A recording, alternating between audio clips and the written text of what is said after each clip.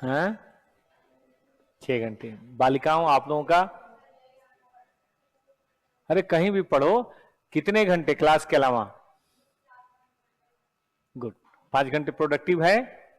हाँ तो ठीक है ना, 4 घंटे 5 घंटे यहां हो जाए, 4-5 घंटे वहां हो जाए। सब लोग, तुम्हारा बेटा जी हो रहा है प्रोडक्टिव। डबल फिगर में रखो, 10+, गारंटेड रिजल्ट। ये एक महीना ही सबसे क्रूशियल है। चलिए शुरू कीजिए। साउंड का देख लीजिए, साउंड बहुत कम आता है। हो गया, चलिए शुरू करें। आ जाओ बच्चों। तो हम लोग बात कर रहे हैं, क्या कर रहे हैं? अच्छा, लीज में सेल वाला क्या है? आ जाओ पहले वही देख लेते हैं भाई। 1 मिनट रुक जाओ,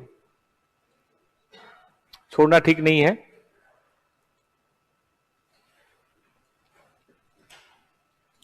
सेल एंड लीज बैक, मुझे याद ही नहीं था। ये जल्दी हो जाएगा, कोई बात नहीं। हम लोगों ने उसमें सब कर लिया था, एक बात बाकी थी, और जिसका नाम था sale and lease back agreement. ये है। आइए कॉन्सेप्ट नंबर 7, सब लोग निकालिए। Concept number 7, sale and lease back. मिला बच्चों को? देखो इसका मतलब है कि हमने अपनी प्रॉपर्टी पहले तो सेल कर दी, ए लिमिटेड ने बी को, और बी से फिर लीज बैक ले लिया। ऐसा दो कारण से होता है। एक तो है कि मुझे पैसे की जरूरत है, कोई मुझे लोन दे नहीं रहा, तो मैंने अपनी प्रॉपर्टी लोन देने वाले के नाम कर दी, वो सेफ हो गया बेचारा, और उसने कहा कि भाई अब हमसे तुम ये लीज ले लो और मुझे पैसे दे देना, फिर अपनी प्रॉपर्टी अपने नाम से कर लेना। इसको बोलते हैं फाइनेंशियल लीज। इसमें क्या हो रहा है कि आपने अपना प्रॉपर्टी पहले बेच दिया, फिर उसे लीज पे ले लिया, और आपने ऐसे लीज पे लिया, ऐसे लीज पे लिया कि वापस आपके पास आ जाएगी लाइट, चाहे वो 10 साल हो, चाहे वो 15 साल हो, लेकिन वापस आ जाएगी। क्या करना है? तो फिर ऐसे सिचुएशन में ये कहा गया है बेटा जी कि ये तो सेल है ही नहीं। भाई प्रॉपर्टी पहले भी आपके पास थी, अभी भी आपके पास है, बाद में फिर आपके नाम से हो जाएगी। तो सब्सटेंस को देखें तो प्रॉपर्टी तो आपने छोड़ा ही नहीं, प्रॉपर्टी तो आपने बेचा ही नहीं। तो ऐसे में प्रॉफिट लॉस को रिकॉग्नाइज नहीं करेंगे, क्योंकि हमने चीज बेची ही नहीं, substance over legal form, because it's a financial arrangement. Profit loss जो है इज डेफर्ड होना चाहिए था, deferred and recognise over the period of time. Plus जो आपने लोन लिया उसका इंटरेस्ट भी लेंगे आप।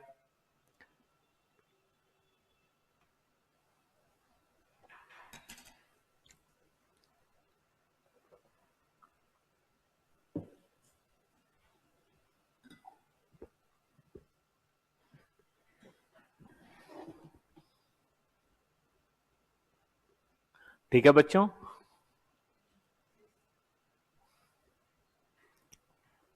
चलें आगे। तो अगर कोई सेल फाइनेंशियल लीज बैक हो रहा है, पहली बात प्रॉफिट को रिकॉग्नाइज नहीं करेंगे, क्योंकि अगर आपने 10 लाख की चीज 12 में बेची है तो इंस्टॉलमेंट 12 प्लस इंटरेस्ट होगा, और 10 की चीज 4 में दी है तो इंस्टॉलमेंट 4 प्लस इंटरेस्ट होगा। प्रॉफिट कहां होगा? ना प्रॉफिट होगा ना लॉस होगा। ज्यादा पैसा लोगे तो इंस्टॉलमेंट ज्यादा देना पड़ेगा, कम पैसे लोगे तो इंस्टॉलमेंट कम। इसलिए प्रॉफिट लॉस नहीं लेना है। लेकिन अगर आपने सेल किया और लीज बैक कर लिया थोड़े समय के लिए, ऐसे ज्यादा होता है। मान लो हमने नोएडा में खुली जगह में टॉपर्स बनाना है, यहाँ पे छोटी जगह है लेकिन इसका दाम बहुत अच्छा है, कम से कम 25-30 लाख का, 25-30 करोड़ का बिकेगा। मैं ना कोई ऐसा पर्सन खोज रहा हूं जो मेरे को 25-30 करोड़ लेके प्रॉपर्टी अपने नाम से ले ले, लेकिन मुझे 1 साल का टाइम रहने दे बेचने के बाद भी। बताइए क्यों? मुझे वहां शिफ्ट करने में टाइम लगेगा ना। नोएडा में, नोएडा में मैं कैंपस बनवाऊंगा, उसमें बिल्डिंग बनवाऊंगा, तो कितना भी पैसा हो फिर भी टाइम तो लगता है ना। तो इस पैसे से बन तो जाएगा, लेकिन मुझे लगेगा समय। बन तो जाएगा, बनने में कोई दिक्कत नहीं है, लेकिन समय लगेगा। ठीक है बच्चों, तो मुझे कोई 1 साल 2 साल के लिए लीज पे दे दे, वही दे दे जो मेरे से खरीद रहा है, और फिर मैं 2 साल बाद चला जाऊंगा। और लीज पे दे, फ्री में ना दे, पैसे ले। तो देखिए ये शॉर्ट टर्म लीज है, इसका क्या रूल है, शुरू करें रूल। फिर से देखो, मैंने यहां सेल कर दिया और थोड़े समय के लिए 2 साल 3 साल के लिए लीज पे ले लिया, मैं रेंट दूंगा, कोई प्रॉब्लम नहीं है। तो फिर ऐसे सिचुएशन में देखो रूल क्या है, 3 सिचुएशन है।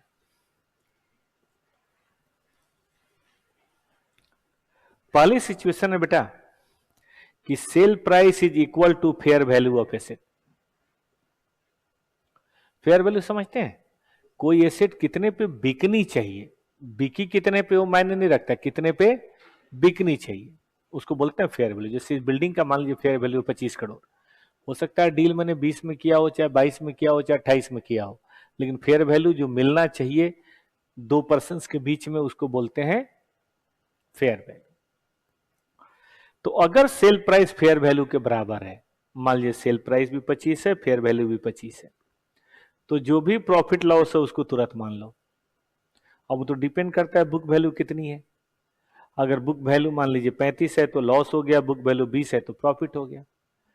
लेकिन मानना तुरंत है, कारण बड़ा सिंपल है, आपने बेच दिया ना। 1-2 साल के लिए लीज लेने का मतलब छोड़ के तो चले जाओगे ना, बेच दिया तो बेच दिया।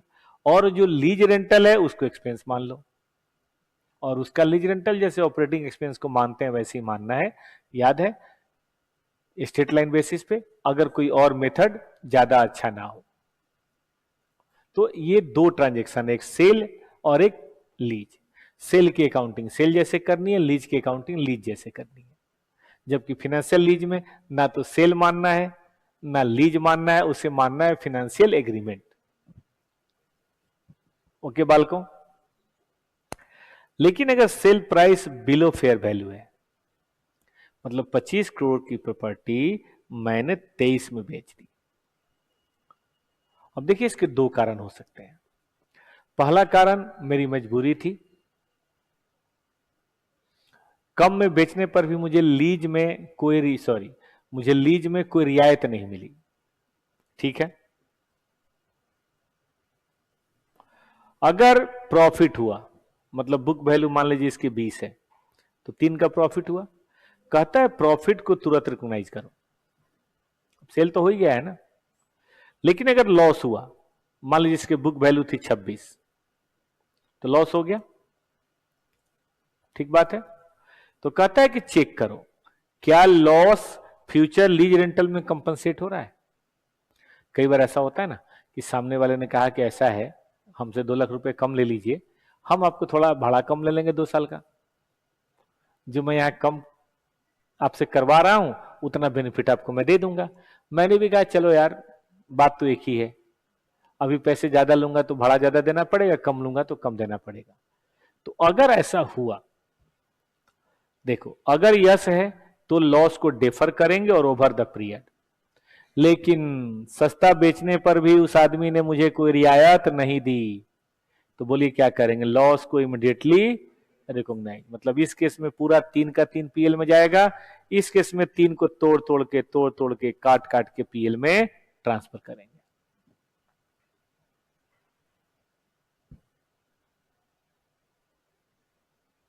लॉजिक पता नहीं समझ पाए कि नहीं आप लोग, लॉजिक नहीं हुआ तो याद नहीं होगा।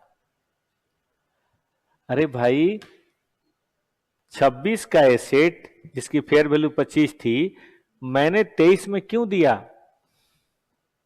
इसलिए दिया कि मैं लालच में हूं कि मेरा भाड़ा थोड़ा कम हो जाएगा। अगर ये बात है तो लॉस जो है वो तो मुझे वापस मिल जाएगा। तो जब रेंट कम दूंगा तो थोड़ा लॉस दिखा दूंगा, दोनों मिलके बराबर हो जाएगा। लेकिन अगर कंपनसेशन नहीं है तो लॉस को तो तुरंत मानो, और वो 3 लाख का धीरे धीरे करके जैसा आपको पीएल में करना हो, ठीक है कि नहीं, मतलब रीज रेंटल जैसे देना हो देना। इस पे बड़ा अच्छा क्वेश्चन आएगा बेटा, अभी देखना। और अगर sale price above fair value है, मतलब फेयर वैल्यू है 25, मैंने बेचा 30, और मान लीजिए बुक वैल्यू है 2 मान लेते हैं, एक मानते हैं 20। तो कहता है कि अगर लॉस है तो इमीडिएटली मानो। जैसे मान लीजिए कि बुक वैल्यू है 35, इतना बेचने पर भी लॉस हो रहा है तो तुरंत मान लो। लेकिन अगर प्रॉफिट है तो देखिए रूल क्या कहता है, check whether profit is compensated by increase in rental. मतलब क्या, आपको ज्यादा पैसा इसलिए दे रहा है क्योंकि आपने उसको बोला भाई मुझे पैसे दे दो, 2 साल में मैं तुम्हें रेंट ज्यादा दे दूंगा, जितने भी पैसे ज्यादा दोगे मैं तुम्हें रेंट ज्यादा दे दूंगा, तुम्हारा नुकसान कंपनसेट कर दूंगा मैं, मुझे भी पैसे की जरूरत है क्योंकि मुझे वहां घर खरीदना है, I need money at present. तो एक तरह से नहीं लगता आपको ये एक्स्ट्रा पैसा फिनांस है? अब फिनांस को तो इनकम नहीं मान सकते ना। तो कहता है कि अगर कंपनसेशन है तो प्रॉफिट को डेफर कर लो, ठीक है, और अगर प्रॉफिट कंपनसेट नहीं हुआ तो फिर तुरंत इमीडिएटली रिकॉग्नाइज कर लो।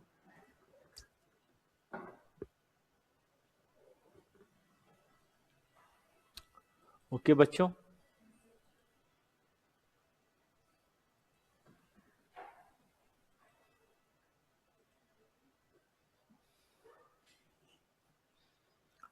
इस पे क्वेश्चन करोगे तो ज्यादा मजा आएगा।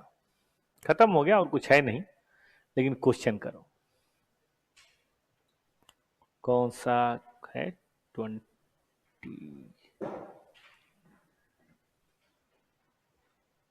19।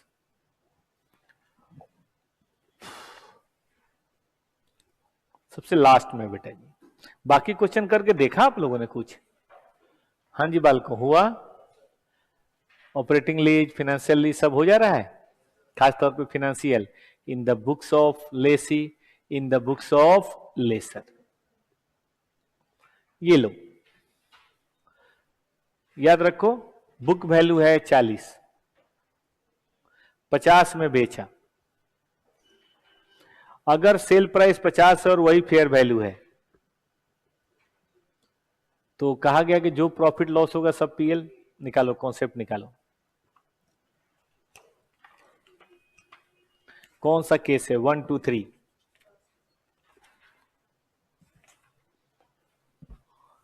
बोलिए बच्चों, कॉन्सेप्ट नंबर 5 है। 5 में कौन सा case? Case 1, case 2, case 3।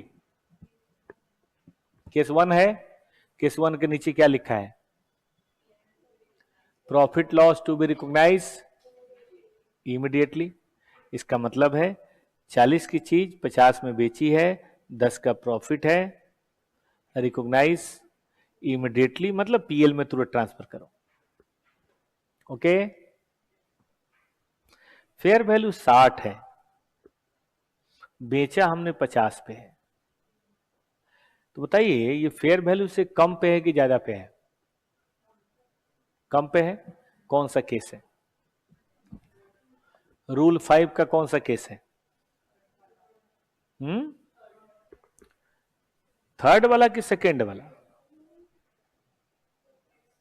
Sale price है 50, फेयर वैल्यू है 60, फेयर वैल्यू 60 है, सेल प्राइस कम है, तो थर्ड वाला केस है कि सेकेंड वाला है? सेकेंड वाला केस पढ़िए। अगर प्रॉफिट हो तो क्या करना है? इमीडिएट करना है। इमीडिएट करना है। इसमें प्रॉफिट हो रहा है कि लॉस हो रहा है? प्रॉफिट हो रहा है। प्रॉफिट हो रहा है, रिकॉग्नाइज इमीडिएटली। आप पढ़िए, फेयर वैल्यू 45 है, सेल प्राइस 38 है, बुक वैल्यू इतना है। मुझे देख के बताइए फेयर वैल्यू से कम पे है कि ज्यादा पे है? कम है। कौन सा case? First, second, third? Fair value से कम पे है। चलो, प्रॉफिट हो रहा है कि लॉस हो रहा है? बुक वैल्यू 40 है, प्रॉफिट कैसे होगा? लॉस हो रहा है। पढ़िए रूल नंबर 2, केस नंबर 2। अगर लॉस हो तो क्या करेंगे? चेक क्या फ्यूचर लीज रेंटल कम है, लैंग्वेज में लिखेंगे। Check whether future lease rental lease compensated. अगर जवाब यस है तो इस लॉस को क्या करेंगे, defer over the lease term. और अगर जवाब नो है तो इमीडिएटली रिकॉग्नाइज्ड। ठीक है, आंसर देखो तो क्या लिखा है सी का।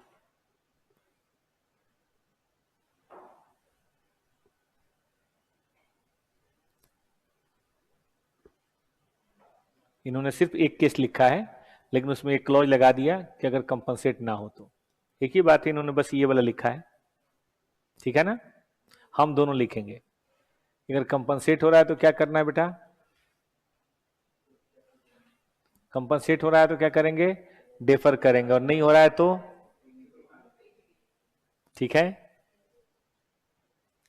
यहां बता फेयर वैल्यू 40 है, सेल प्राइस 50 है, कौन सा केस है ये। बुक वैल्यू है 40, कौन सा केस है, cell price is above fair value. ठीक है, हो क्या रहा है, प्रॉफिट। बताइए क्या करेंगे, चेक करेंगे कंपनसेट हो रहा है कि नहीं, डेफर। आंसर देखिए तो क्या लिखा है, टू बी डेफर्ड। ठीक बात है लिखा हुआ। आपने क्या लिखा था, रूल 3 पढ़िए, अगर प्रॉफिट हो तो डेफर करेंगे, लॉस हो तो इमीडिएटली रिकॉग्नाइज करेंगे, ये पढ़ा था। अच्छा, फेयर वैल्यू 45, सेल प्राइस 50, कौन सा केस है, थर्ड। बुक वैल्यू कितनी है 40, प्रॉफिट हो रहा है कि लॉस, प्रॉफिट। क्या करेंगे, डेफर करेंगे, नहीं नहीं नहीं नहीं नहीं। सुनिए मजेदार केस है, मैं बताता हूं। डेफर फेयर वैल्यू के ऊपर करेंगे ना, अभी सिखाता हूं। देखो बुक वैल्यू है 40, ये चाहो तो कहीं लिख लो, बुक वैल्यू है 40, ऐसे समझने के लिए लिख लो। फेयर वैल्यू है 46 और सेल प्राइस है 50। इसमें बेटा कोई दो मत नहीं है कि प्रॉफिट कितना हो रहा है, इसमें कोई दो मत नहीं है। लेकिन ये 6 वाला प्रॉफिट तो फेयर वैल्यू तक है, तो 6 वाले प्रॉफिट को बताइए क्या करना चाहिए, फेयर वैल्यू तक का प्रॉफिट मैंने तो इमीडिएटली बोला है, कितना बच गया 4। ये 4 का प्रॉफिट बताइए क्या करेंगे, डेफर। है ना सुंदर, ये फेयर वैल्यू तक तो क्या बताया गया है, पीएल में इमीडिएट। फेयर वैल्यू से ऊपर वाले को मना किया है ना मैंने, इसका मतलब इसमें केस नंबर 1 भी है, केस नंबर 3 भी है। बढ़िया क्वेश्चन है ना। आंसर देखिए बाबू,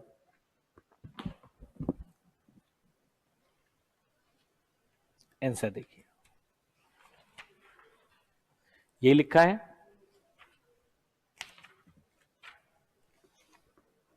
चेक करें सब लोग, ठीक बात है ना। चलो आगे बढ़ो, ये बड़ा खतरनाक है लास्ट वाला। फेयर वैल्यू इतना है, सेल प्राइस इतना है,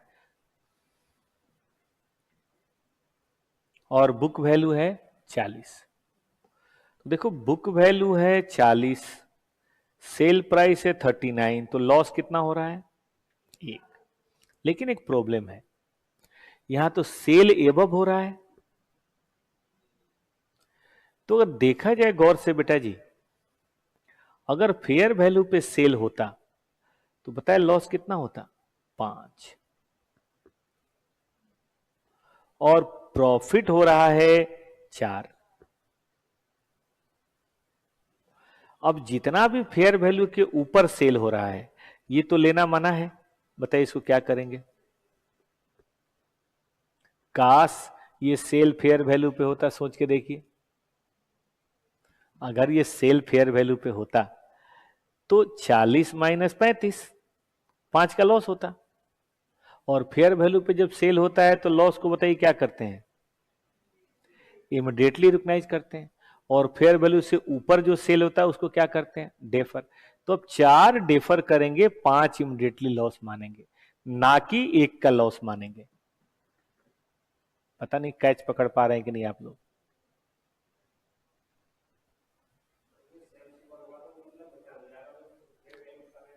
हाँ, फेयर वैल्यू तक का प्रॉफिट जो है ना वो अलाउ है, ऊपर वाला प्रॉफिट डिफर करना है। तो चूंकि इसके फेयर वैल्यू 35 है, काश अपने 35 पे बेचा होता तो लॉस 5 का होता, पीएल में जाता, लेकिन आपने फेयर वैल्यू से ऊपर बेचा है और 4 एक्स्ट्रा कमाया है तो वो तो डिफर ही होगा। आंसर देखो तो क्या लिखा है,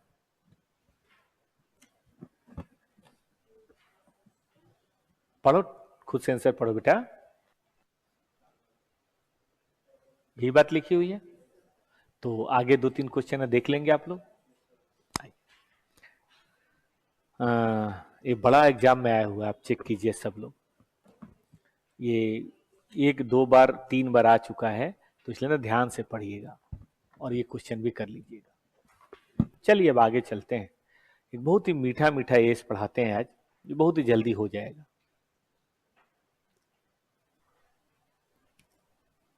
नाम है AS25 और लिखा क्या है बेटा, इंटरिम फाइनेंशियल रिपोर्टिंग। देखिए फाइनेंशियल रिपोर्टिंग तो हम करते ही करते हैं। 2 तरह की फाइनेंशियल रिपोर्टिंग होती है, एक होती है एनुअल और एक होता है इंट्री। एनुअल का मतलब होता है फुल अकाउंटिंग ईयर, जो एजीएम में दिखाया जाता है ना, याद है एजीएम लॉ, उसमें फुल अकाउंटिंग ईयर होता है 1 अप्रैल से 31 मार्च। लेकिन आजकल ना सेबी गाइडलाइन है कि जितनी कंपनियां लिस्टेड है ना उनको क्वार्टरली रिपोर्टिंग करनी है। उसके पीछे लॉजिक ये है कि 1 साल ना बहुत बड़ा टाइम हो जाता है बेटा। मान लीजिए मैं रिपोर्टिंग कर रहा हूं 1/4/24 से 31/3/25 का फुल रिपोर्टिंग या एनुअल रिपोर्टिंग जिसको बोलते हैं, और ये मैं कब करूंगा, अप्रैल मई जून जुलाई में करूंगा। अब ऑडिट होगा फिर करूंगा। तो देखो जो मार्च में हुआ है वो तो चलो मुझे 2-3 महीने में पता चल गया, लेकिन सोचो जो चीज पिछले साल अप्रैल मई में हुई होगी, वो इंफॉर्मेशन अब बासी नहीं हो गई।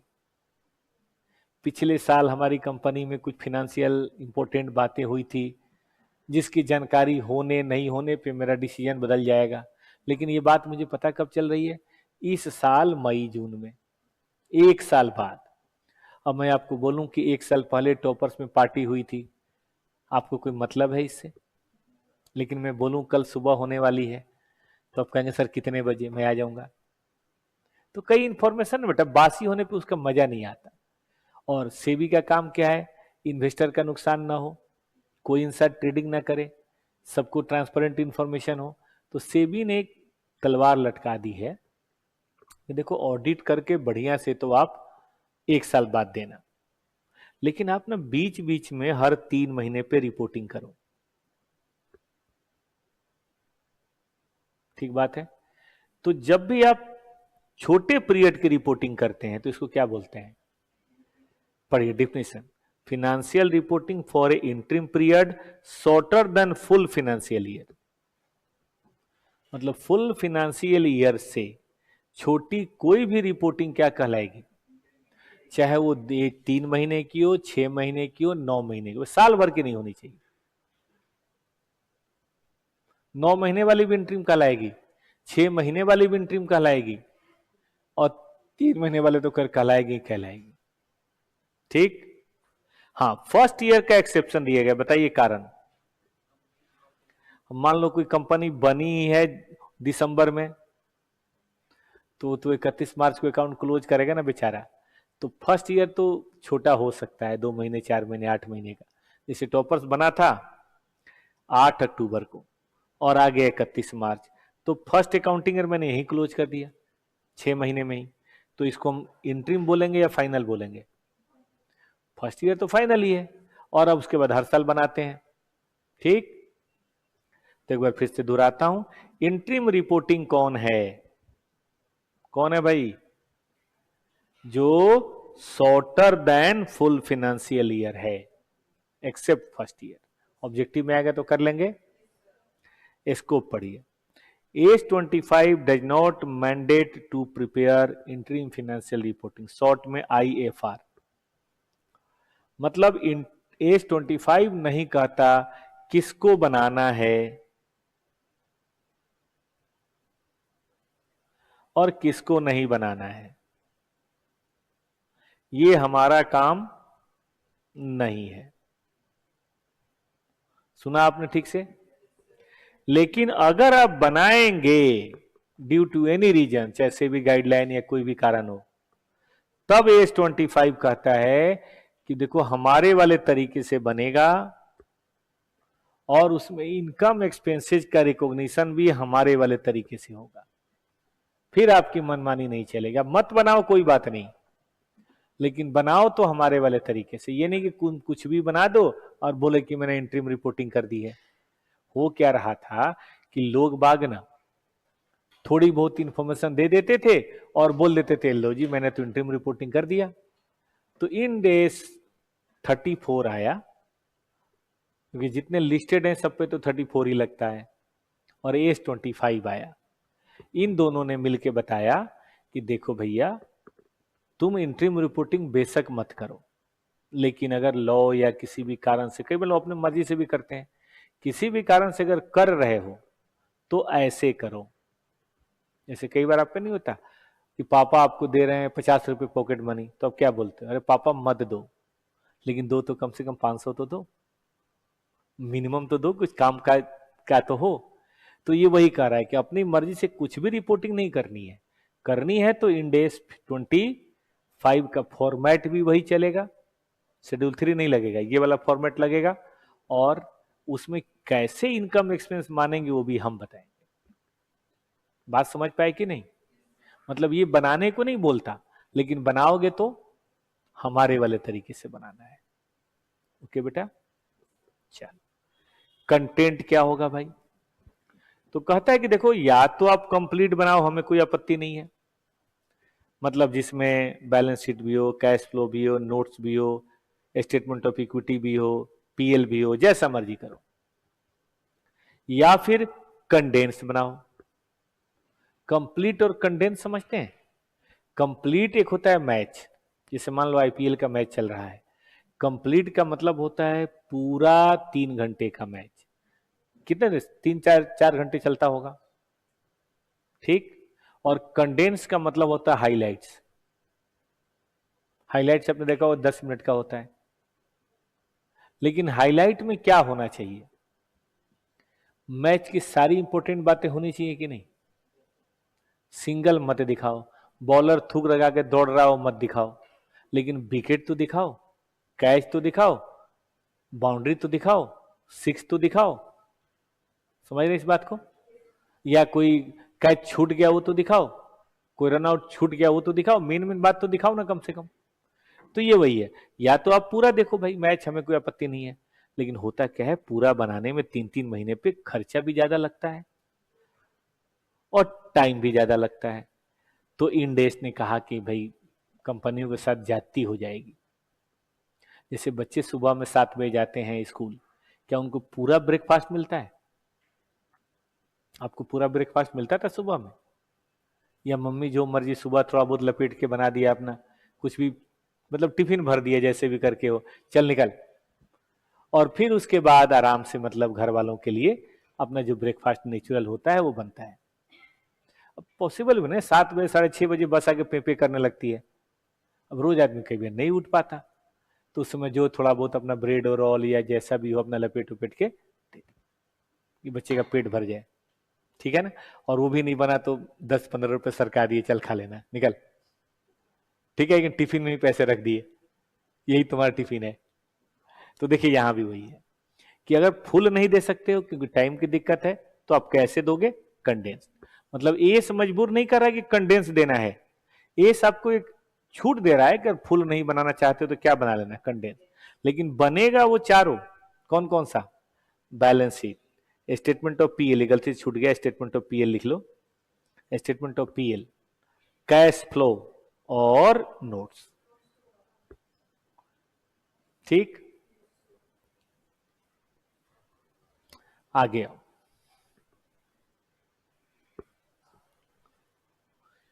तो हमने पढ़ लिया कंटेंट, अब पढ़ो पीरियड। इंटरिम फाइनेंशियल रिपोर्टिंग का पीरियड क्या होना चाहिए। देखो जो पीरियड है ना, वो तो आपकी मर्जी है, लेकिन बेसिकली यहां पे बताना चाह रहा है कि कंपैरेटिव पीरियड क्या हो। आपने देखा होगा हर पीएल और बैलेंस शीट के बगल में एक कॉलम और होता है, प्रीवियस ईयर के लिए। तो वो कौन सा दोगे? बोल रहा है कि देखो बैलेंस शीट है ना, तो करेंट पीरियड का दो और प्रीवियस ईयर का दो। चाहो तो इसको यहां पे मैं बता देता हूं, ये कॉपी पे चाहो तो लिख लो, कॉपी पे लिख लो। मान लो कि पिछला साल खत्म हुआ 31/3/25 को, पहली रिपोर्टिंग हम कर रहे हैं 30/6 को, तो 30/6 का बैलेंस शीट बनाओगे और इस बैलेंस शीट के साथ साथ पिछले साल 30/6 का नहीं देना है, ये वाला देना है, लेटेस्ट। अच्छा मान लो फिर बनाओगे कब? 30/9 को। इस 30/9 के बैलेंस शीट के साथ ये बैलेंस शीट नहीं देना है, ये वाला बैलेंस शीट देना है। देना हमेशा प्रीवियस ईयर वाला है, ताकि लोग जान सकें कि पिछले 3 महीने में या पिछले 6 महीने में इस साल कितना चेंज हुआ है। अच्छा बताओ 31 दिसंबर वाले में कौन सा दोगे? एक तो 31 वाला दोगे और उसके साथ कंपैरेटिव कौन सा दोगे बेटा? मतलब कंपैरेटिव हमेशा यही रहेगा, ये बदलना है। ठीक, तो बैलेंस शीट क्लियर हो गया। आओ पहले पीएल देख लो, सॉरी कैश फ्लो, फिर पीएल पे आऊंगा। कैश फ्लो, कैश फ्लो में करंट ईयर का क्यूमुलेटिव देना है और पिछले साल का भी क्यूमुलेटिव देना है। ये समझ लो क्यूमुलेटिव क्या होता है, बताता हूं।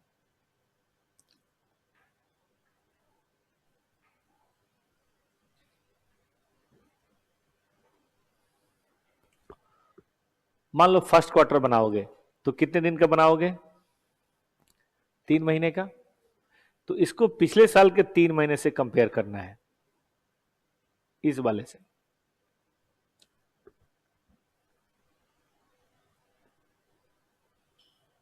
ठीक,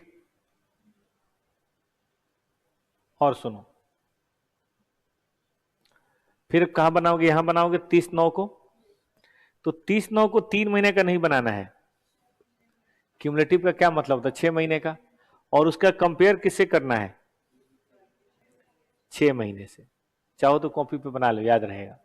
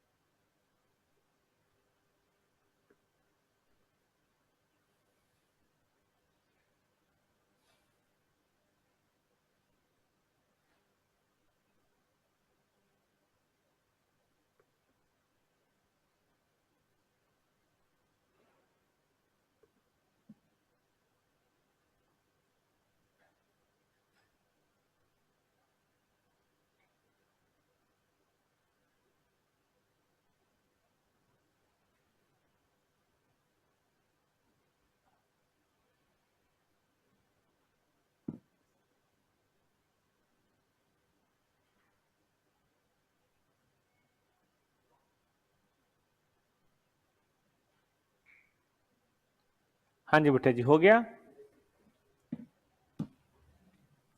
अब आओ पीएल बताते हैं, ये थोड़ा खतरनाक है। पीएल कहता है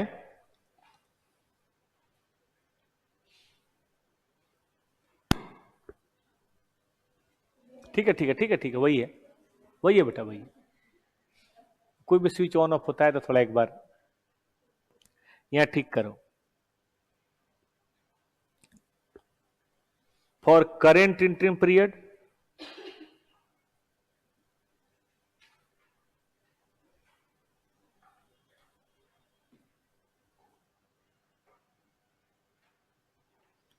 मतलब एक तो देना ही है, और उसके साथ साथ करंट क्यूमुलेटिव पीरियड भी देना है, और दोनों का कॉरस्पॉन्डिंग देना है। पहले आप समझ लीजिए, फिर हम बताते हैं। इसको जरा बच्चों प्लीज लिखो, ये एक अच्छी चीज है। इलस्ट्रेशन कौन से कॉन्सेप्ट नंबर है ये? कॉन्सेप्ट नंबर 4 का इलस्ट्रेशन लिखो, ऑफ C4। देखो दिखाता हूं, वहां जगह कम पड़ रहा था। 31/3/24, 31/3/25, 1/4/23। ये है बेटा करंट ईयर, ये है प्रीवियस ईयर। तो जब आप बनाओगे ना फर्स्ट क्वार्टर का, तो फर्स्ट क्वार्टर का आप पीएल जब बनाओगे, ये मैं किसके लिए बता रहा हूं? सिर्फ पीएल के लिए, बैलेंस शीट के लिए नहीं। तो ये वाला फर्स्ट क्वार्टर का बनाओगे 30/6 वाला, है ना? तो 1/4/24 से 30/6/24 का ये करंट हो गया। प्रीवियस ईयर इसी का भाई 1/4/23 से 30/6/24, सॉरी 30/6 लिखो इसे, प्लीज बच्चों लिखो, ये जरूरी है, हाथ से लिखोगे तभी बात बनेगी, सोच के लिखो। आया कभी है नहीं एग्जाम में, लेकिन नॉलेज के लिए बता रहा हूं।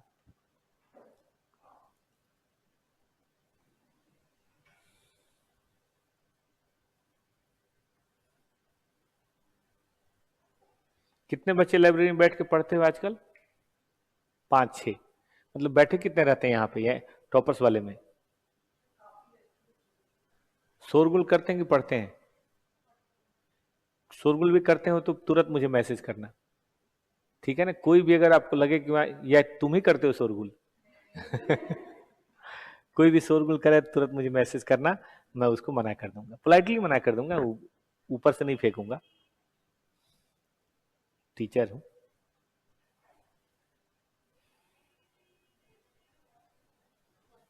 ठीक है, लेकिन मजा तब शुरू होगा जब बेटा जी आप आओगे सेकेंड क्वार्टर में। ये है बेटा सेकेंड क्वार्टर, 30/9, यहां भी 30/9 होगा। देखो एक तो करंट ईयर का आप 7/24 से लेकर 30/9/24 का दिखाओगे, है ना? और एक प्रीवियस ईयर का थोड़ा जगह छोड़ के 1/7/23 से लेकर 30/6, 30/9/23 का दिखाओगे। ये तो सबको समझ में आ रहा है। लेकिन एक नई चीज है बेटा जी, आपको ना एक क्यूमुलेटिव भी दिखाना है।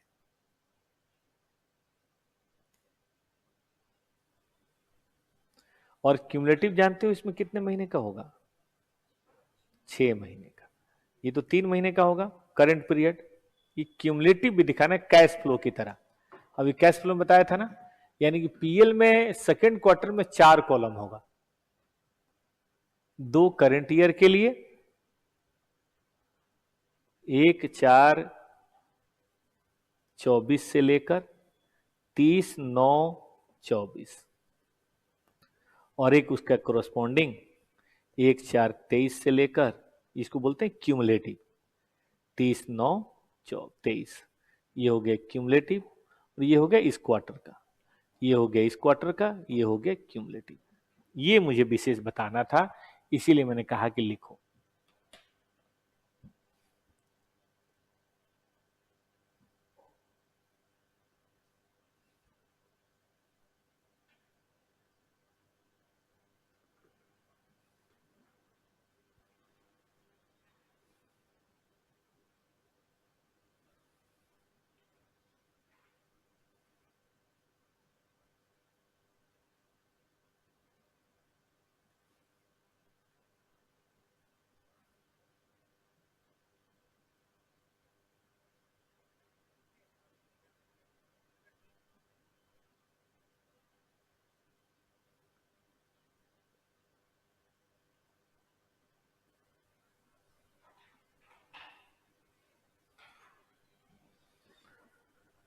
हाँ जी, बालकों हो गया। और एक और पॉइंट है, लेकिन वो जरा जरूरी नहीं, बट फिर बता देता हूं।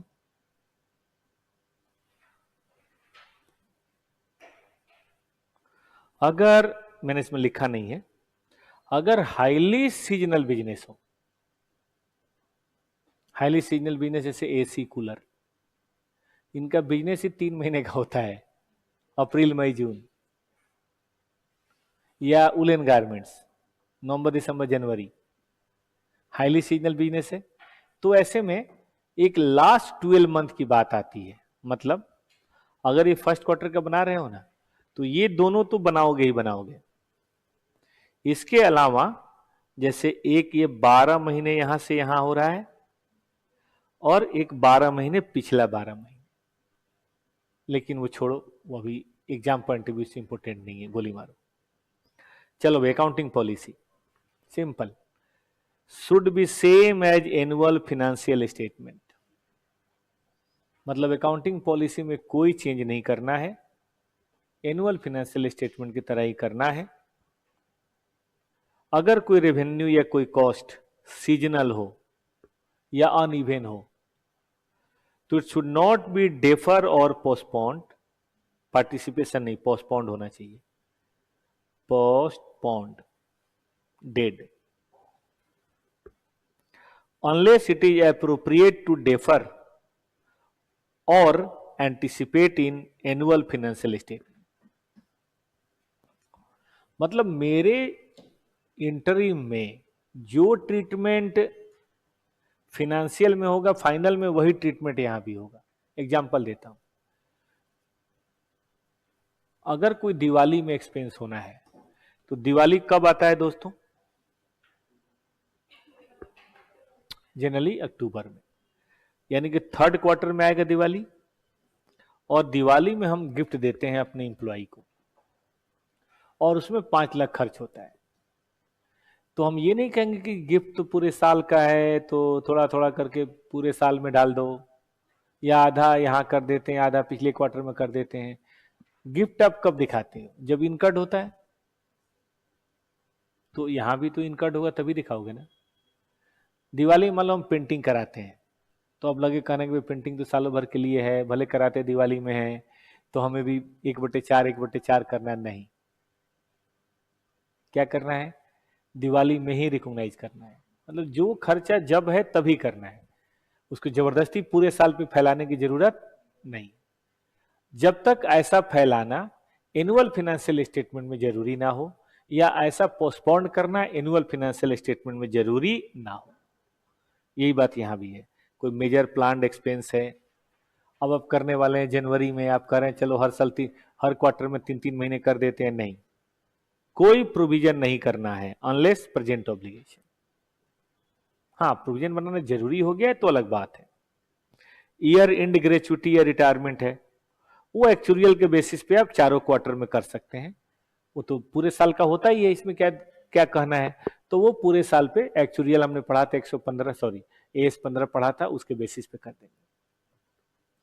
ईयर एंड बोनस है, तो भाई पास्ट मान लीजिए ऐसा कुछ है, तो हमें साल के लास्ट में देना है।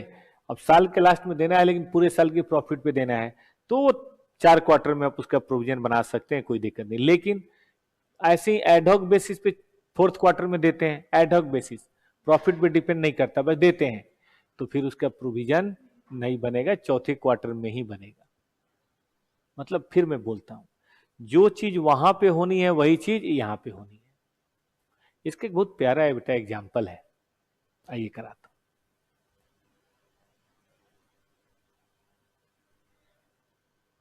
बहुत बढ़िया एग्जाम्पल है।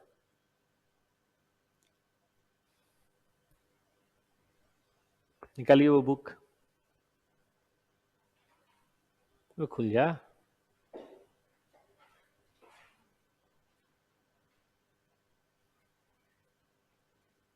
वेटिंग फॉर नेटवर्क, ओहो, रुको रुको रुको रुको, नेटवर्क खोज रहा है।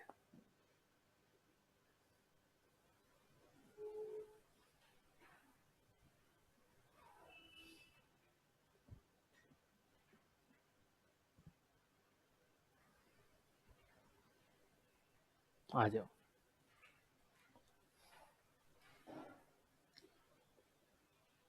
क्वेश्चन बेटा 1 देखो, बहुत प्यारा है।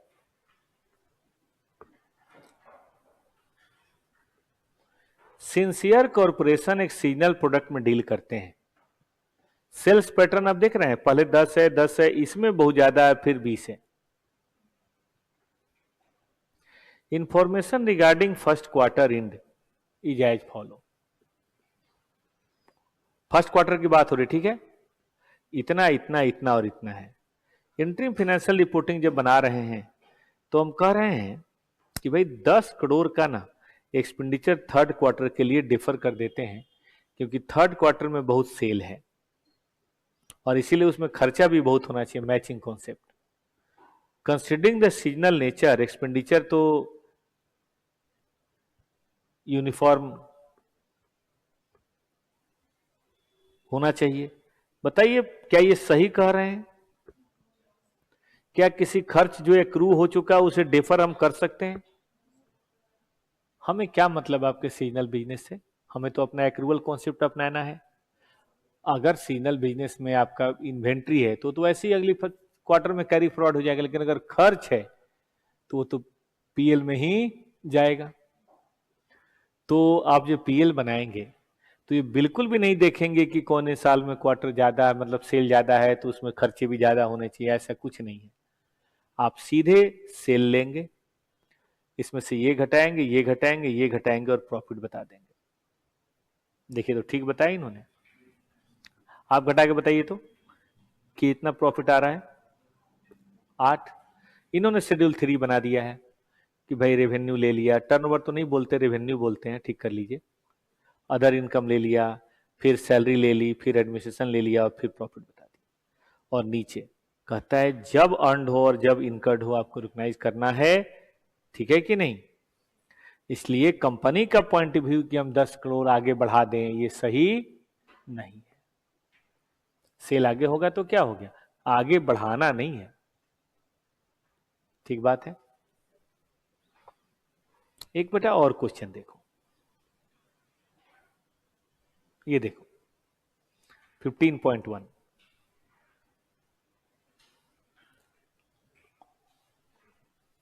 मिला, वही क्वेश्चन है। देखो यहां भी थर्ड क्वार्टर में सेल ज्यादा है, ये सब दे रखा, बताइए तो प्रॉफिट क्या आ रहा है वैसे?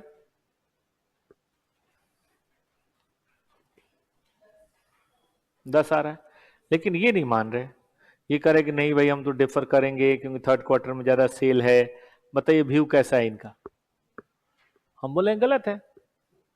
अगर खर्चा हो गया तो खर्चा तो आपको दिखाना ही दिखाना है, 10 है तो 10 ही आएगा, ये नहीं कि आपके खर्चे कम कर दिए अगली बार खर्चे बढ़ा दिया, ऐसा कुछ नहीं करना है।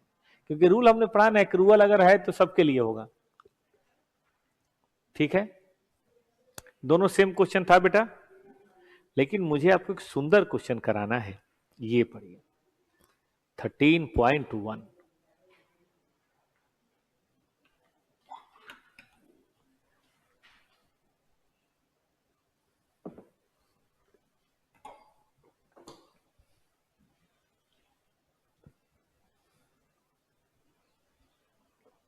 ठीक है बेटा,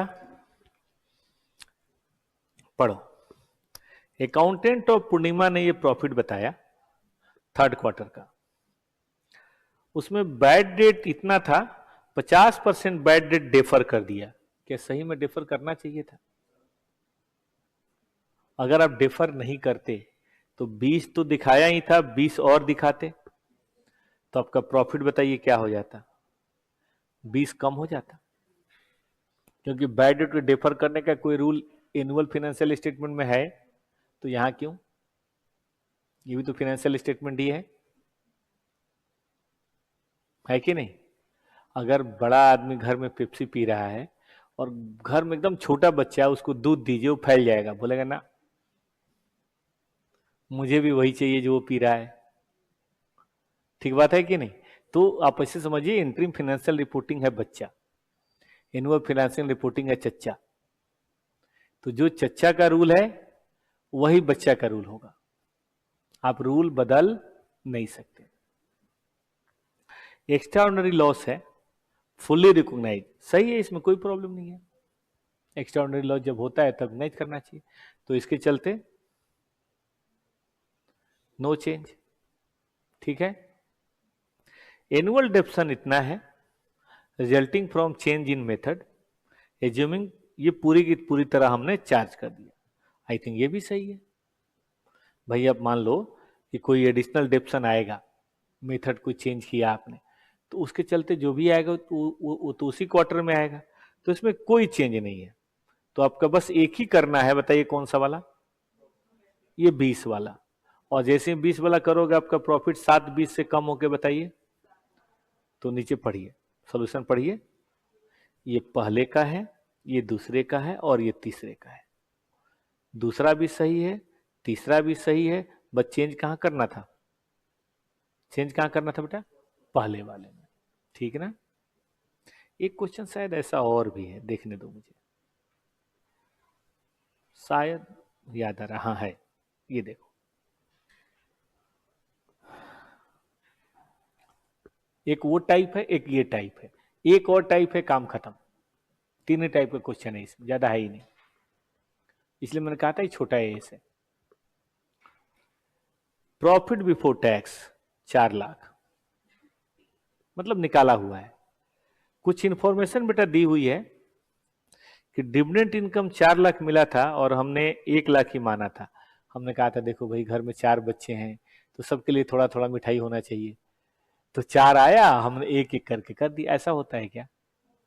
AS9 कहता है कि डिविडेंड जब राइट टू रिसीव हो जाए तो आपको पूरा रिकॉग्नाइज करना है, ये नहीं कि लड्डू की तरह, प्रसाद की तरह सब क्वार्टर पे बांट दो। तो आपने एक लिया है, बताइए आपको और कितना लेना चाहिए? 3 और लेंगे तो प्रॉफिट बढ़ेगा। 80% प्रमोशनल एक्सपेंसेस थर्ड क्वार्टर में हुआ है, उसको फोर्थ क्वार्टर में डिफर कर दिया क्योंकि फोर्थ क्वार्टर की सेल बहुत ज्यादा है। क्या करना चाहिए? तो 15 का 80% कितना होता है? 12 लाख आपको इस क्वार्टर में और घटाना चाहिए। आपने डिफर करके गलत किया है, ऐसा डिफर करना अलाउ नहीं है।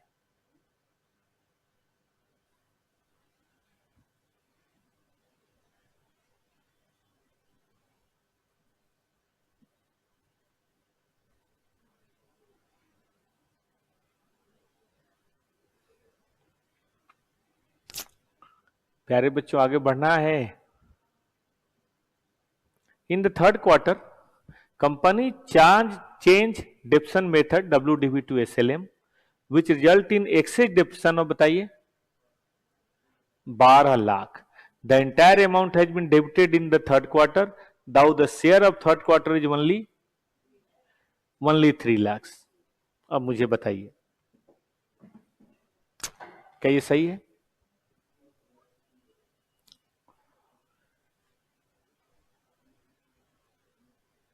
भाई क्यों नहीं सही है? जितना भी एडिशनल डेप्शन होगा पूरा का पूरा इसी में लाना था। हमने कब पढ़ा है कि डेप्शन को डिफर करना है? शेयर का क्या मतलब है? जब जितना हुआ तब आएगा।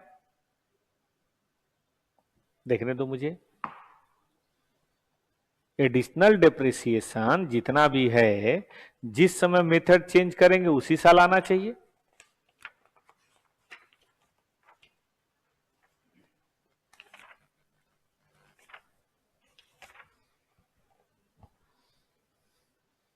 मुझे तो नहीं लगता इसमें कुछ चेंज करने की जरूरत है।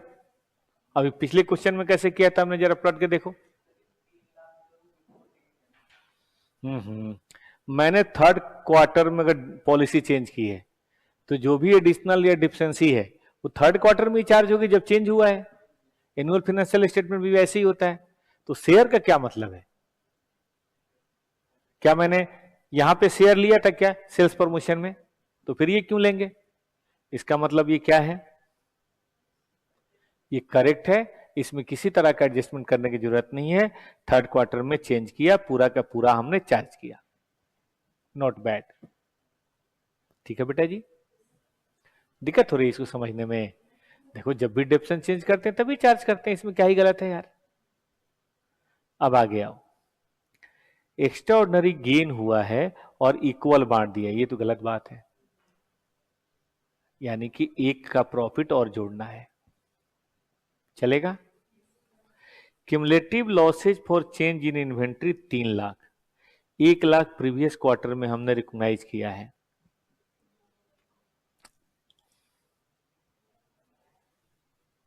देखो भाई 3 क्यों लिया, जब एक पीछे का था, जो पीछे का था वो पीछे में आएगा और इस साल का है वो इस साल में आएगा, तो आपने तो गलत किया है।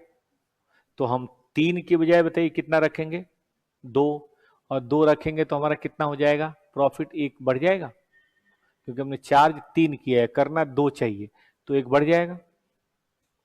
Cell in investment first quarter में हुआ था, उसको इक्वली बांट रहे हैं, बाबा का प्रसाद है कि थोड़ा थोड़ा बांट रहे हैं। फर्स्ट क्वार्टर में हुआ था तो फर्स्ट क्वार्टर में लिखो, हमें थर्ड क्वार्टर से क्या मतलब है भाई, इसका मतलब इस साल के पीएल में, इस क्वार्टर के पीएल में आपने 5 डाला होगा, जबकि आपको डालना नहीं चाहिए, ठीक है ना। तो इसको ऐड कर दें बेटा, तो जरा कैलकुलेटर उठाओ, 4 लाख में 3 जोड़ो,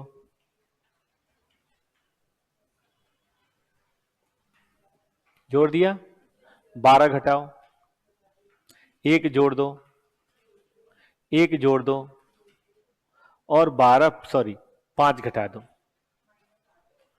-8 आ रहा है, आंसर देखो है -8, ठीक। अब इसका लास्ट पॉइंट पढ़ते हैं, एस। लो जी देखो ज्यादा जल्दी खत्म हो गया, ठीक है, थोड़ा टाइम लगा देते हैं इसमें हम। तो आपने पॉलिसी समझा ना, कि जैसी एनुअल में होगी वैसे यहां होगी। एनुअल में डेफर अलाउ है तो यहां भी होगा, वरना नहीं होगा। एनुअल में एंटिसिपेशन यानी कि प्रोविजन अलाउ है तो यहां भी होगा, वरना नहीं होगा। आप पढ़ो, टैक्स एक्सपेंस कहता है कि भाई आपको estimated average effective tax rate निकालना है और उसके बेसिस पे टैक्स एक्सपेंस होगा। देखो कंपनी में तो नहीं होता, लेकिन पार्टनरशिप या इंडिविजुअल में आपने देखा होगा प्रोग्रेसिव टैक्स रेट चलता है। प्रोग्रेसिव समझते हैं, ऐसे कि भाई 5 लाख तक नील होगा, 5 लाख से ऊपर जाओगे 10 लाख तक 10% होगा, ऐसा कुछ होता है। उसके ऊपर जाओगे तो 30% होगा, उसके ऊपर जाओगे तो सरचार्ज लगेगा। तो एस कहता है कि देखो एक काम करो, बनाना तो हमें फर्स्ट ईयर का ही है, ठीक है, इसको बोलते हैं प्रोग्रेसिव टैक्स रेट या स्लैब टैक्स रेट भी बोलते हैं। इनकम टैक्स पढ़ते हो ना, स्लैब वलैब है उसमें, न्यू रेजीम ओल्ड रेजीम है। तो ये कहता है कि आप ना पूरे साल का प्रॉफिट एस्टिमेट करो और टैक्स रेट एस्टिमेट करो। जैसे एग्जांपल ये मैंने माना है 0, 10, 20 और 30, मतलब ये माना है मैंने, आपके इनकम टैक्स में हो ना हो। 0 से 10 मैंने क्या माना है, 0। 10 से 20 क्या माना है, 10। 20 लाख से 30 लाख क्या माना है, 20। और 30 से एबव कितना माना है, 30। मान लो हमारा प्रॉफिट 50 हुआ, तो पहले 10 लाख पे 0, दूसरे 10 लाख पे 10, तीसरे 10 लाख पे 20, और बाद के 20 लाख पे 30। निकाल के दिखाओ कितना होगा। 50 लाख पे 4 हिस्से करके बताओ दोस्तों।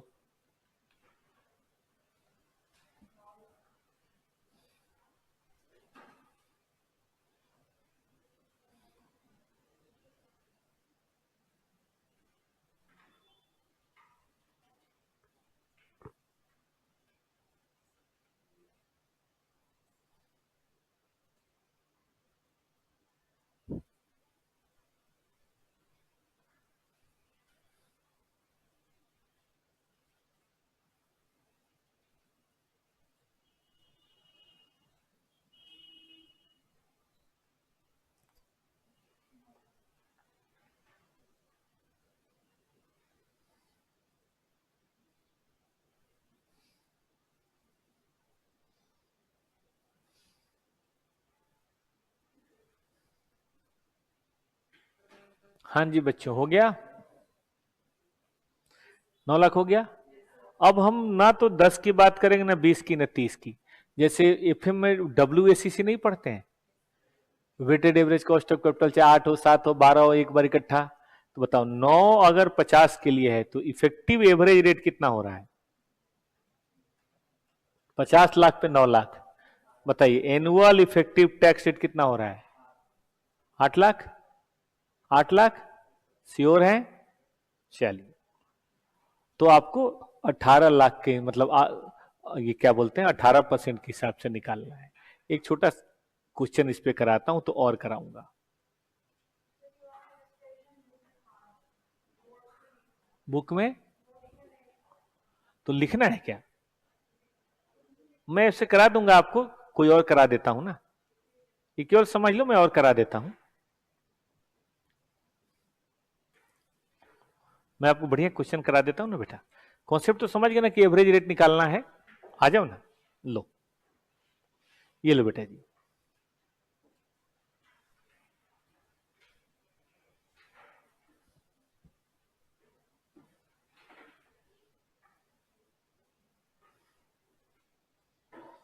क्वेश्चन नंबर 13.3 देखो बेटा। एनुअल हम सोच रहे हैं 10 लाख कमाएंगे और 5 लाख तक 30% है, बाकी पे 40% है, और क्वार्टरली इतना है। क्या चारों क्वार्टर का मुझे टैक्स एक्सपेंस बता सकते हो? तो देखो हम क्या करेंगे, वर्किंग नोट देखो। हम सबसे पहले टोटल टैक्स निकालेंगे फॉर एनम। बताओ भाई 5 लाख पे 30% कितना होता है? और 10 लाख में 5 हटा दीजिए, बैलेंस कितना बचा? उस पे परसेंटेज क्या है बेटा? क्या बात, अब बता दीजिए। 2 लाख, तो 10 लाख पे 3.5 है। तो बताइए एवरेज टैक्स रेट बताइए। हम ये नहीं कहेंगे कि ये 40 है वो 30 है, हमारा तो 35 है। परसेंटेज निकालो बेटा। तो इस पर भी वही, इस पर भी वही, इस पर भी वही, इस पर भी वही। ना किसी पे 30 लेंगे ना किसी पे 40 लेंगे, बल्कि सब पे बताइए 35 35 35। वर्किंग नोट नंबर 1 और 2 बच्चों को समझ आया? आ जाओ, देखो तो क्या ठीक लिया इन्होंने? चारों क्वार्टर में ठीक लिया है?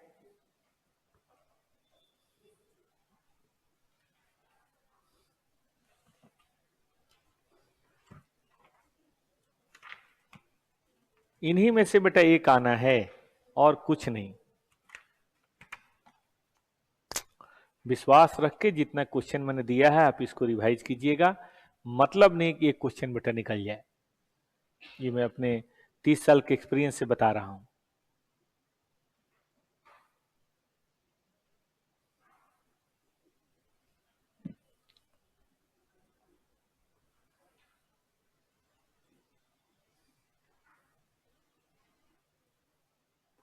मई की टेस्ट सीरीज कब से शुरू होगी? अरे बेटा टेस्ट सीरीज कब से शुरू है?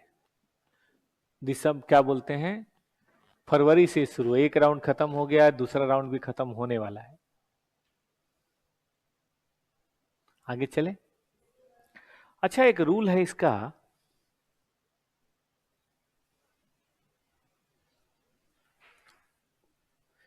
कि अगर डिफरेंट अकाउंटिंग ईयर हो और डिफरेंट टैक्स ईयर हो, जैसे आपको पता होगा टैक्स ईयर हमेशा 1/4 से शुरू होता है, पता है, लेकिन फिनेंशियल ईयर तो कभी से हो सकता है। मान लो आपकी होल्डिंग कंपनी अमेरिका में है और उसका शुरू होता है 1/10 से, तो प्रॉब्लम क्या होगी आपको? एक क्वार्टर, 2 क्वार्टर किसी और फिनेंशियल ईयर में होगा और यहां वाला क्वार्टर किसी और में होगा, और ऐसा हो सकता है आपके देश का फिनेंशियल ईयर में टैक्स रेट बदल जाए। समझे कि नहीं आप?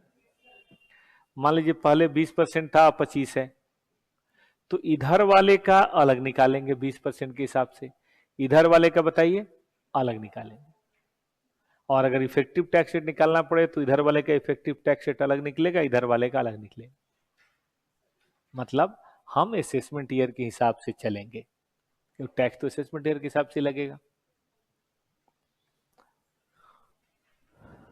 प्रेरणा टैक्स कितना पढ़ा है? टैक्स आता है समझ में? देखो बेटा, टैक्स जिसको आता है खूब आता है, नहीं आता है तो उसको बिल्कुल नहीं आता, क्योंकि टैक्स में कॉम्प्लिकेशन अकाउंट और लॉ की तुलना में ज्यादा है। लॉ भी है, कॉम्प्लिकेटेड अकाउंट भी है, लेकिन वो ज्यादा है, तो उसमें थोड़ी मेहनत एक्स्ट्रा करना, क्योंकि एक साथ उसमें कई बातें समझने से नहीं होते, याद भी रखनी पड़ती हैं। क्योंकि एग्जाम में जो क्वेश्चन आता है, कई बार प्रोविजन आपको याद रखना पड़ेगा कि भाई एग्जेम्प्टेड है, डिसअलाउड है, क्या है। कई बार रेट भी याद रखना पड़ता है सैलरी वगैरह में, हाउस प्रॉपर्टी में। थोड़ा सा टैक्स पे ज्यादा फोकस करना है बेटा, 60 नंबर हमें उसमें भी चाहिए। चल आ जाओ, क्वेश्चन कराता हूं। ये देखो बेटा, कहता है कि हमारा ईयर सितंबर में खत्म होता है और क्वार्टरली रिपोर्टिंग करते हैं, तो 31 मार्च टैक्स के पर्पज के लिए है। टैक्स तो भाई 31 मार्च के हिसाब से चलेगा, और अकाउंटिंग ईयर कौन से हिसाब से चल रहा है, सितंबर के हिसाब से। हो गया ना गड़बड़। अब देखिए प्रॉब्लम क्या होगा कि ये दो हो जाएगा एक साल, ईयर 20-21, और ये हो जाएगा ईयर 21-22। क्या जरूरी है दोनों में टैक्स का रेट सेम होगा? मान लो इसका 20% है और मान लो इसका 30% है, तो क्या एवरेज निकालेंगे या जो रेट है वही लगा देंगे? उस साल का एवरेज निकालेंगे, 2 साल का मिला के एवरेज नहीं निकालेंगे। तो देख लो इसका कितना आंसर आएगा। आंसर देखो तो, यही आंसर है बेटा जी।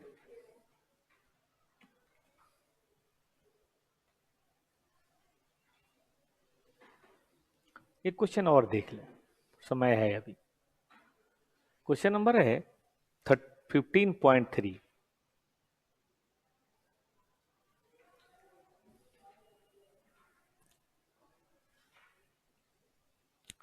अस्थिमा लिमिटेड इनकर 2 lakh, net loss from disposal, और ये बात 30 जून की थी, और 31 जुलाई को हमने 60,000 प्रॉपर्टी टैक्स दिया for calendar year. Calendar year समझते हो? जनवरी से। Above transaction included in net profit of 6 month interim period. देखो 6 मंथ का इंटरिम पीरियड कब से कब का होगा? यही होगा। अब यहां पे जून में प्रॉफिट हुआ है या लॉस हुआ है, तो इसको तो 100% लिखना ही चाहिए, कोई बुरी बात नहीं है, क्योंकि जब सेल होगा तभी तो प्रॉफिट लॉस आएगा। लेकिन प्रॉपर्टी टैक्स तो पूरे साल का है। प्रॉपर्टी टैक्स तो यहां से शुरू हुआ है और यहां तक खत्म होगा। पूरे 12 महीने का 60,000 है। आपका तो महीना बेटा सिर्फ 6 है, तो क्या पूरा 60 लिखना ठीक होगा? प्रीपेड नाम की कोई चीज होती है भाई? दुनिया में प्रीपेड नाम की तो कोई चीज होती है? तो बोली कितना दिखाना चाहिए? 30 यहां आएगा, 15 अगले वाले में आएगा, और 15 पिछले वाले में। तो हम कहेंगे कि 60,000 नहीं दिखा सकते, हम 6/12 दिखाएंगे। ठीक बात है। चलो एक और छोटा सा कॉन्सेप्ट देख लो। क्वेश्चन तो सारे करा दिए मैंने, कुछ भी नहीं है, ज्यादा जल्दी तो नहीं हो गया? आया पकड़ में? मैंने पहले ही कहा था ये छोटा है, तो बड़े वाले तो मैंने सारे ये करा दिए, छोटा सा कॉन्सेप्ट कराया था, फिर बात करेंगे। रुक जाओ, हटा दो इसको।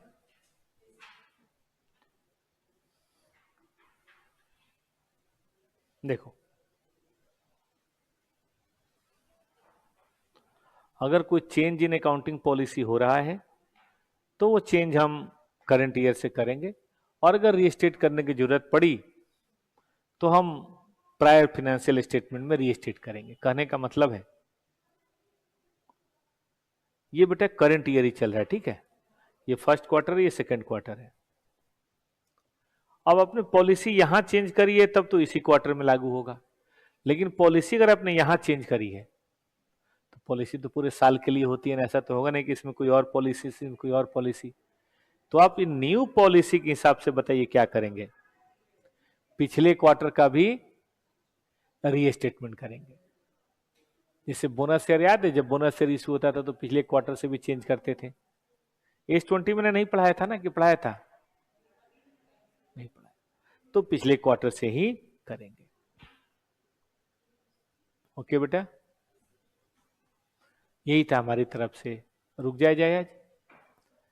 परसों जब हम लोग मिलेंगे तो हम लोग शुरू करेंगे कंसोलिडेशन, सबसे इंपॉर्टेंट टॉपिक, और वो कम से कम 2 से 3 दिन लगेगा।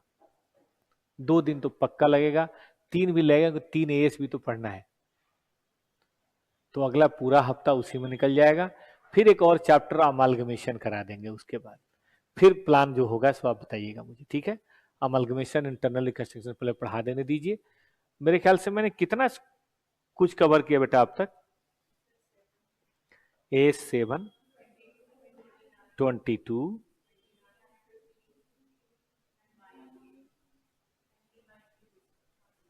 6 कवर किया, लेकिन बड़े वाले किए हैं। 1, 2, 4, 5 ये बेटा खुद से निपटा लेना। अभी मैं कवर कराऊंगा 21, 23, 27, 14।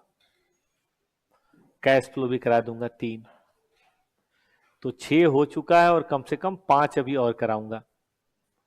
छोटे वाले जो एस है थोड़ा खुद से निपटा देना। और समय अभी बचेगा बेटा, ऐसा नहीं कि नहीं बचेगा।